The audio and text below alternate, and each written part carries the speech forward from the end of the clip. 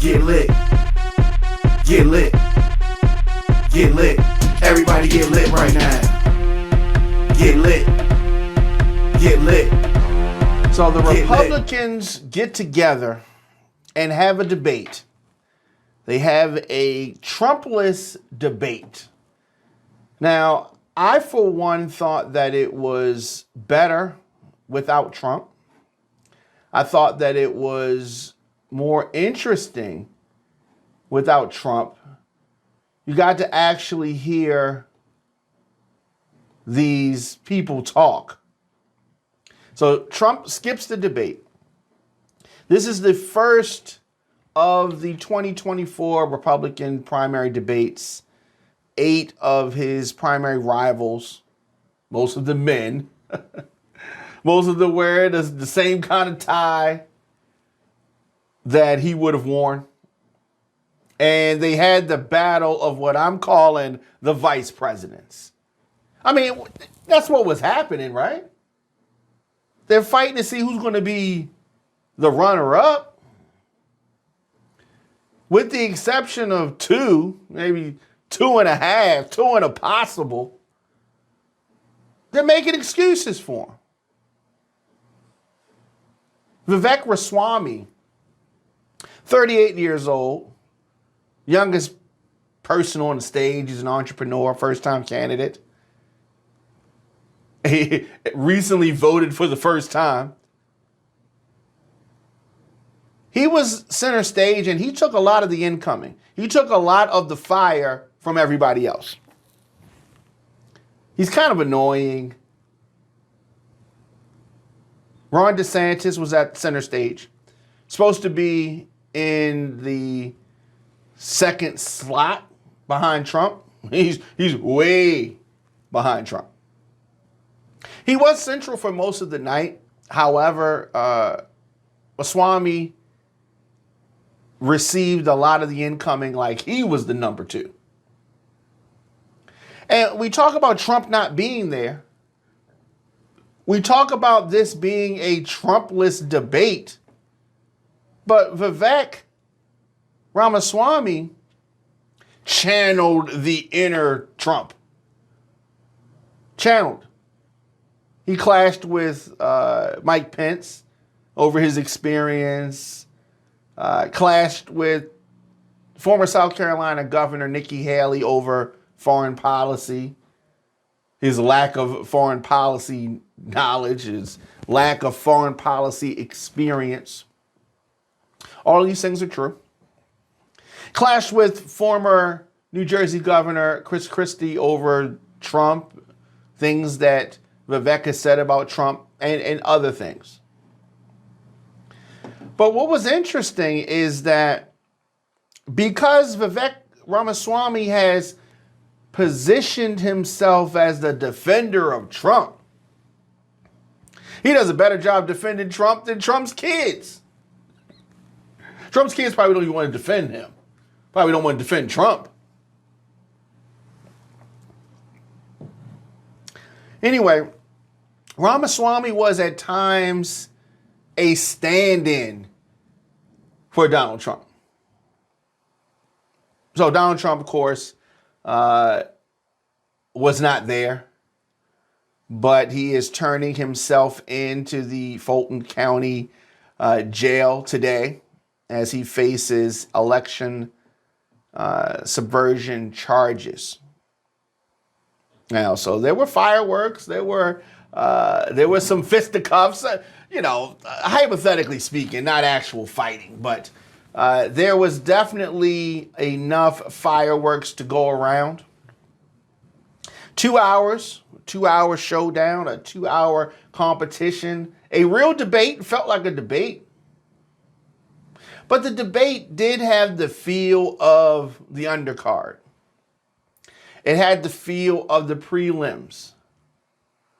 Trump still has a massive lead in the polls. And you may say to yourself, where is the results of these polls coming from? Where are the people pulled from? Right? Likely Republican voters is what they always say.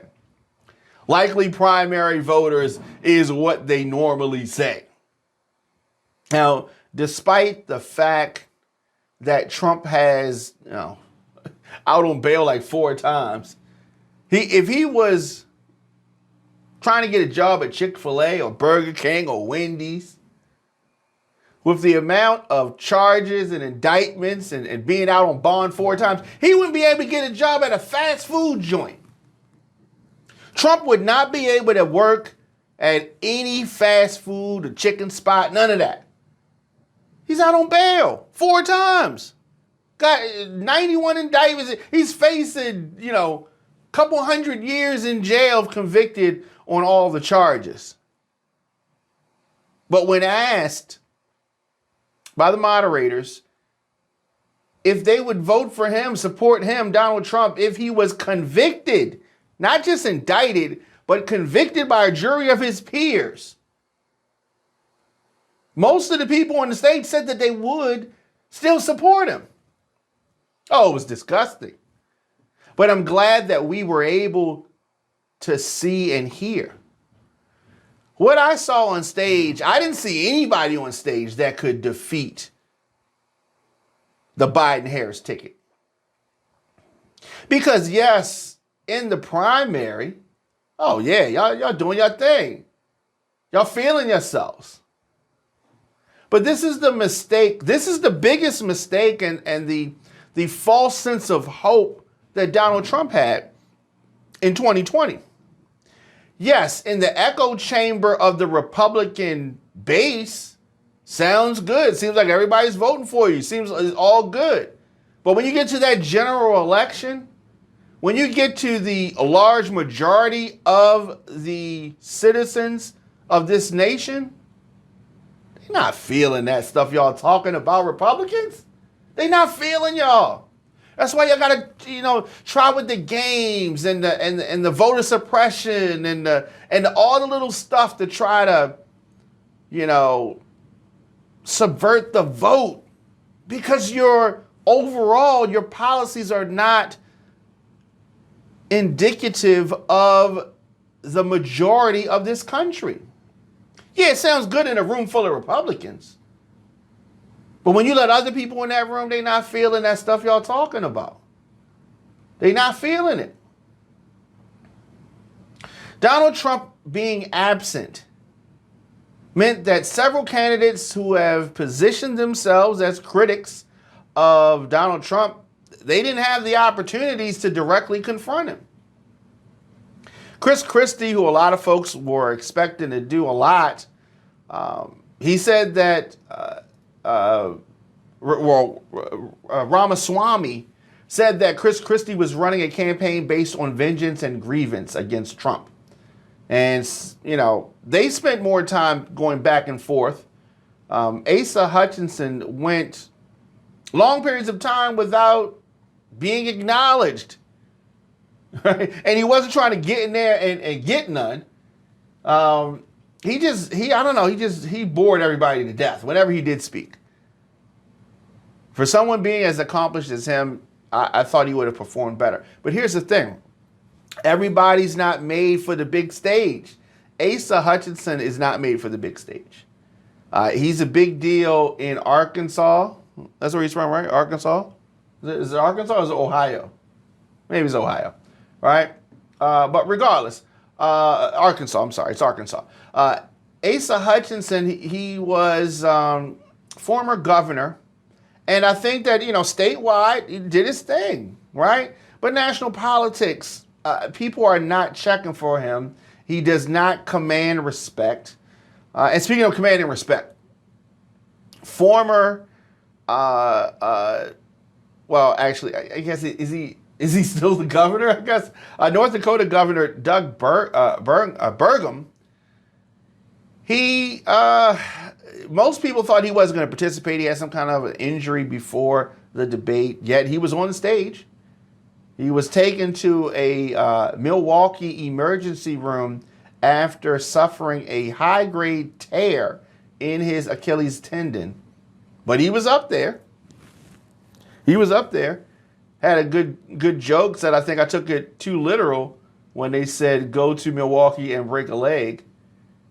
But the debate played out in front of a rowdy crowd of about 4,000 people. A lot of Trump supporters there. There were cheers, there were boos. Candidates criticized Trump. At times, the moderators couldn't even be heard. But there was a lot of takeaways. A lot of takeaways from this group of candidates that I would not vote for. So Trump is absent, who I wouldn't vote for. The target of the debate participants was not Ron DeSantis or Tim Scott or any candidate who's ever held office before.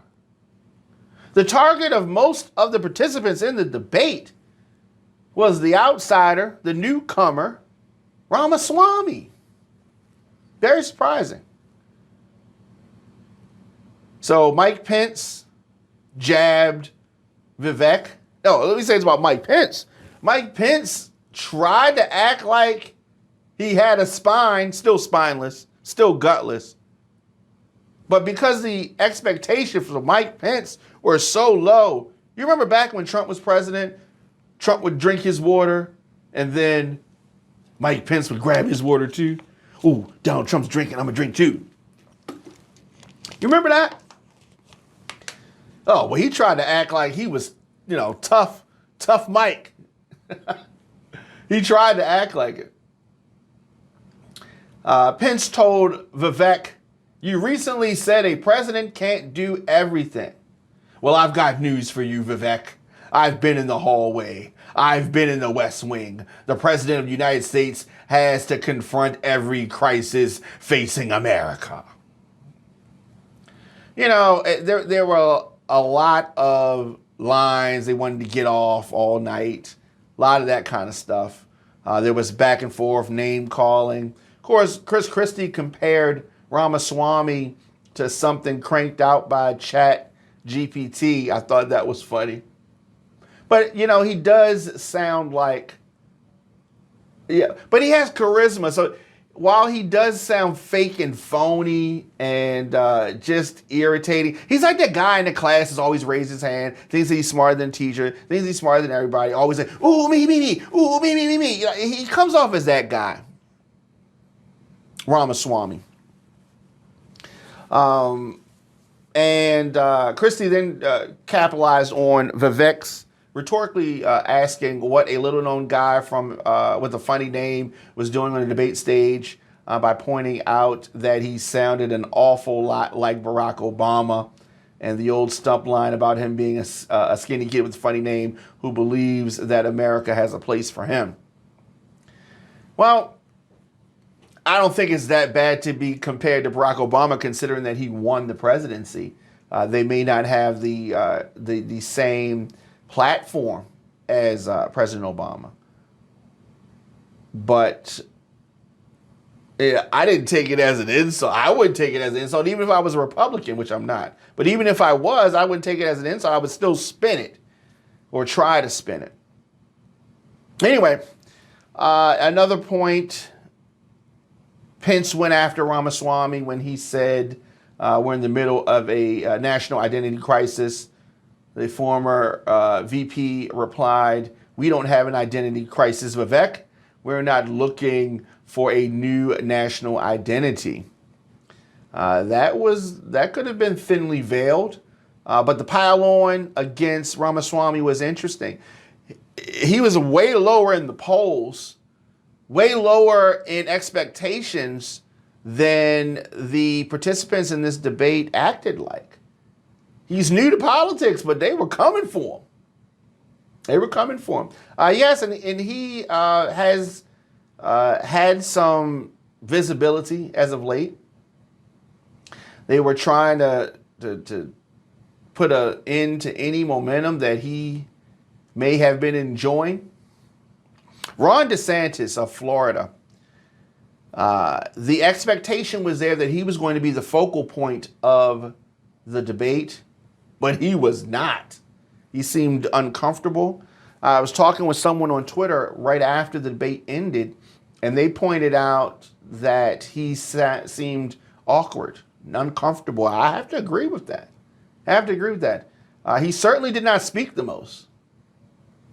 Though his campaign suggested his Republican opponents would have their knives out for DeSantis, they was not really checking for him. He didn't receive a lot of attacks, and he's probably comfortable with that.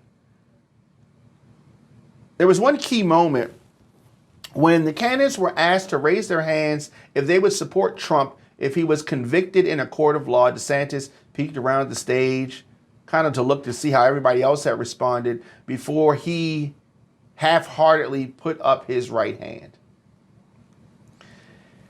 Talk about somebody that's not comfortable in their own skin. Talk about somebody who's not ready for prime time. That is Governor DeSantis. Ron DeSantis is not, he's not, I don't know. If this is the best that you got, I think that Joe Biden would mop the floor with him. DeSantis largely leaned on rehearsed lines familiar to anyone who's heard him speak in the last few months. Stuff that he's done on the campaign trail. He opened the debate by declaring, "Our country is in decline and we need to send Joe Biden back to his basement." Blah, blah, blah, blah, blah. He also joked about Hunter Biden's paintings and all of these regular punchlines that he says when he, is out campaigning. We've heard all this stuff before. He said under the DeSantis administration, people who cross into the United States illegally would end up stone cold dead. I mean, boring. At times, they attempted to move DeSantis off his practice remarks. DeSantis touted his record on crime by declaring it was at a 50-year low. Brett Baer interjected that crime was up in Miami. DeSantis said, well, statewide, it's down statewide. Asked if he would support a federal 6-week abortion ban, DeSantis talked about his electoral victory in Florida. Pressed to give an answer, he replied, as he has for weeks, by refusing to rule it out or get behind it. He didn't want to do that. That's part of the reason why DeSantis is not good at this.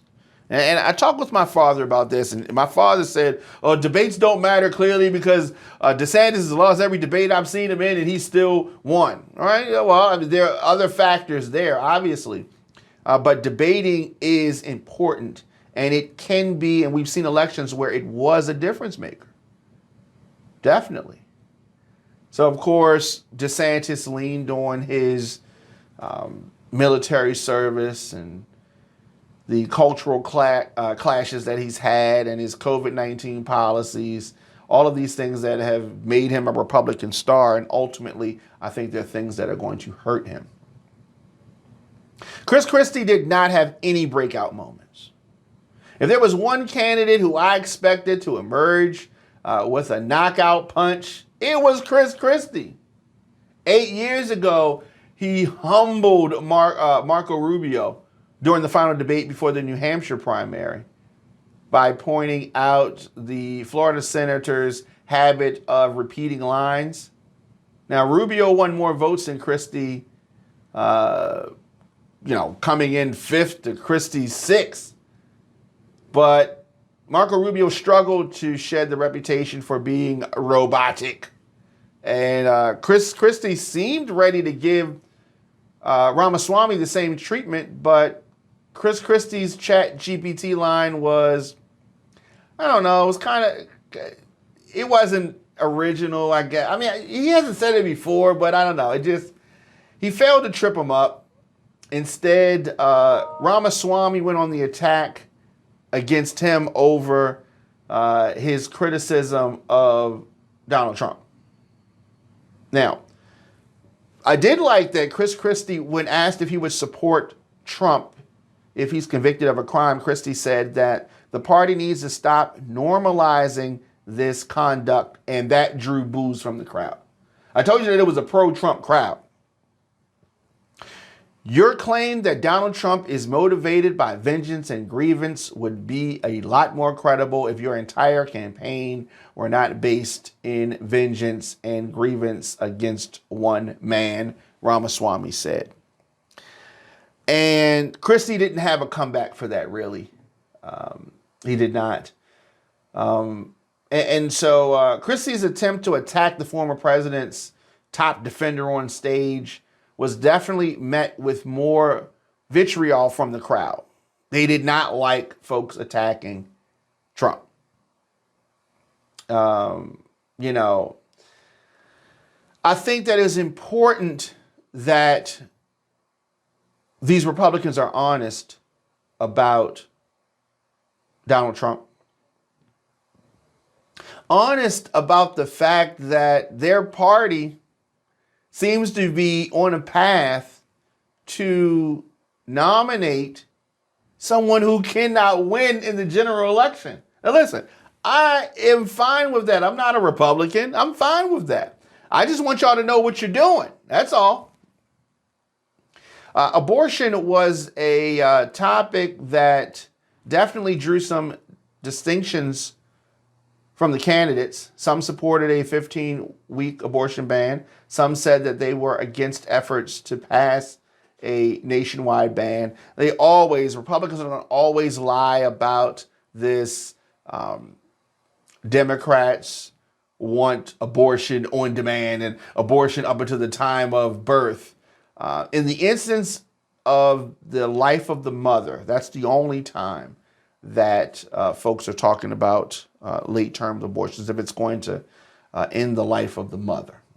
And these are rare instances, and this is not something that folks want to do. So it's been more than a year since the Supreme Court overturned Roe versus Wade. The abortion policy is a very tricky issue for Republican candidates. It is something that definitely trips them up. It is something that definitely catches them.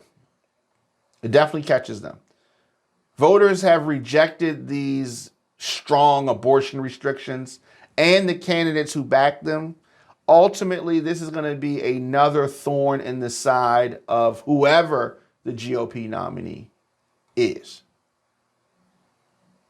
Ron DeSantis he failed, but tried to duck the January 6th question after being pressed by Pence. When the moderators asked DeSantis whether Pence was right to reject Trump's pressure campaign to overturn the 2020 presidential election, Governor DeSantis tried to dodge, ignoring what he'd been asked and complaining about the weaponization of the federal government, blah, blah, blah. But Pence dug in, put DeSantis on the spot. Mike Pence had a decent night. Now, the expectations for Pence were very low. But where has this Pence been all the last 5 years? Now, I think that Pence might be more unpopular than Christie in the Republican Party. He might be. So Mike did his duty. I got no beef with him, DeSantis said, trying to move on. But the moment illustrated how cautious the Florida governor is of alienating Trump's base. All of them are very conscientious of that. Chris Christie, though, mocked DeSantis' answer, calling it a pre-canned speech. He said that Pence deserves not grudging credit. He deserves our thanks as Americans. I don't like 99% of what Mike Pence says, but that one day he did his thing. Speaking of doing their thing, Nikki Haley, she had some breakout moments. I wasn't expecting much from Nikki Haley, to be honest with you. But the former South Carolina governor and the U.S. ambassador to the United Nations under Trump came to the stage with a vengeance. And she tried to really direct her messages more towards the general electorate, more so than her rivals. She was focused. She seemed like the adult in the room. She has a different stance on the federal abortion ban. Obviously, being a woman gives her a different perspective.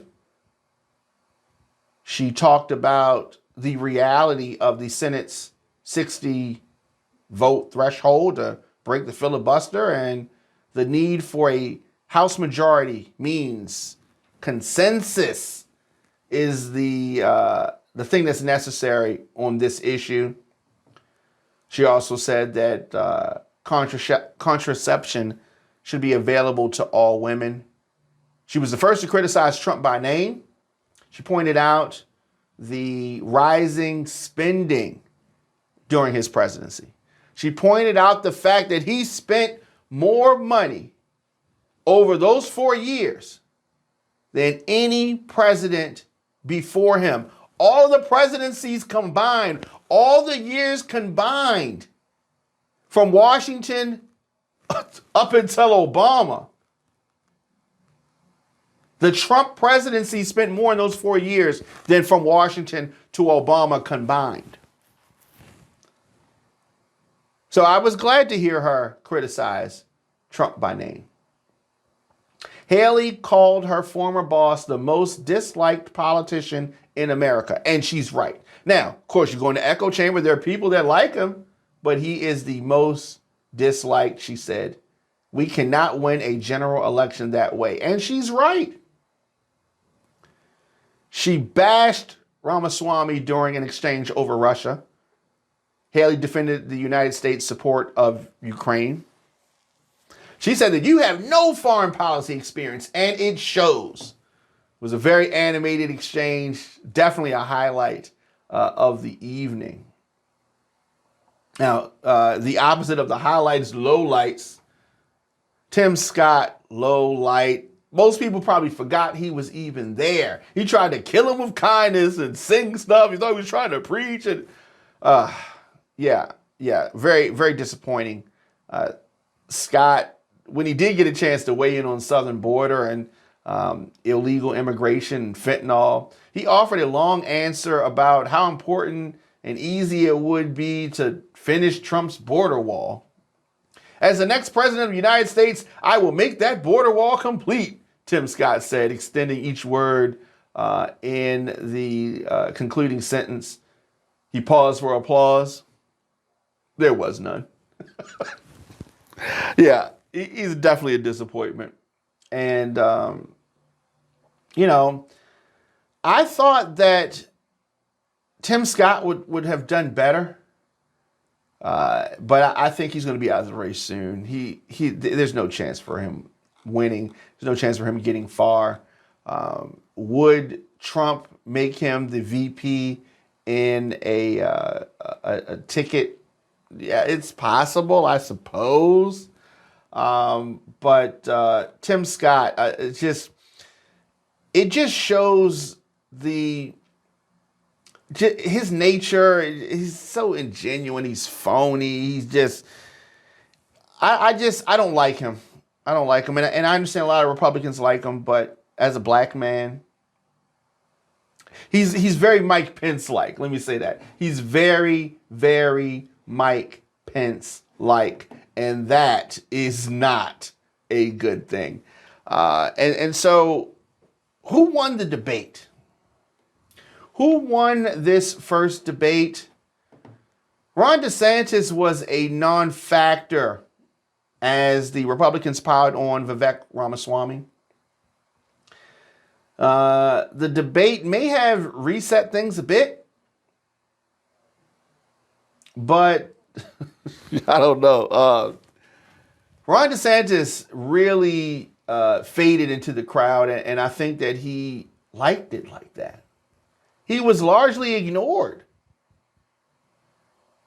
Mike Pence, Nikki Haley, Chris Christie, they all tangled with Vivek Ramaswamy. Ramaswamy seemed like the star. Ron DeSantis' campaign is floundering. So folks can talk about polling all they want. He has been reduced, DeSantis. to an afterthought. Mike Pence, Nikki Haley, Chris Christie all dominated on the stage. I think that this debate, the Republican debate, reset things a bit. But who came out the best? Who had the worst night? Ramaswamy took all the hits. Well, almost all of them. I think for a new candidate, the youngest candidate, the only politician, and you know, most newcomers, most outsiders don't like to be called politicians, but you're running for a job in politics, you are a politician. He got everything that you could ask for. He got attention. He got the opportunity to reinforce the idea for the party's establishment. He got a lot of things. He did a lot. For those Republicans who had not seen clips of him on social media or on TV, you got a chance to see who he was tonight. Now, the fact that all the knives were out for him from the other candidates, it shows that he was not just an annoyance, but a real threat. And the other candidates were trying to break them off a piece. Now, Ron DeSantis, his team, for what it's worth, was actually happy that he's not the one that was under fire. They were happy about that. So, Mike Pence had a good night. Mike Pence had a really good night considering he has struggled to break out from the pack. There was a one-on-one interview with Tucker Carlson over the summer that he was eviscerated, Mike Pence was, by Tucker. And he showed more than a little bit of fight with Ramaswamy. I didn't know Mike Pence had it in him. Now, like I said, the bar is set low for him. But he did distinguish himself clearly as an articulated foreign policy professional, talking about the Russia's invasion of Ukraine. He tried to court traditional conservatives, reminded folks of his Christian faith and quoting from the Bible. Very interesting. Asa Hutchinson, we're going to talk to the bottom of the tier for a minute. Asa Hutchinson, Doug Burgum did not have any breakthrough moments, and they desperately needed them. Now, the next debate rules, the polling thresholds are even higher. We're probably not going to see them on stage anymore. Tim Scott did not make enough of a case for himself as a religious conservative. We're probably not going to see him on any more stages. DeSantis had a interesting night. Interesting. I just don't think that he stood out enough. So all in all, surprisingly, this was a great night for Trump. This was a great night for Joe Biden. Most Republicans on the stage said that they would support Trump in a general election even if he was convicted. A felon. Most felons can't vote. But these politicians on the stage, most of them said that they would support Trump. And that's good news for Joe Biden. Several of them spoke in favor of a national abortion ban. That's good for Biden. Those issues play in the GOP primary, but they are vulnerabilities in the general election. So Joe Biden, I say, is definitely happy about that. Ramaswamy won the debate. Mike Pence coming in a distant second. followed by Nikki Haley. Those are the top three for me. Big surprise. Big surprise. But it was interesting. It was interesting. I think that Trump not being there was a good thing. Trump not being at the debate was a good thing. We got to see and hear these candidates, as reprehensible as they are. We got to see and hear from them. Another good thing. Another good thing.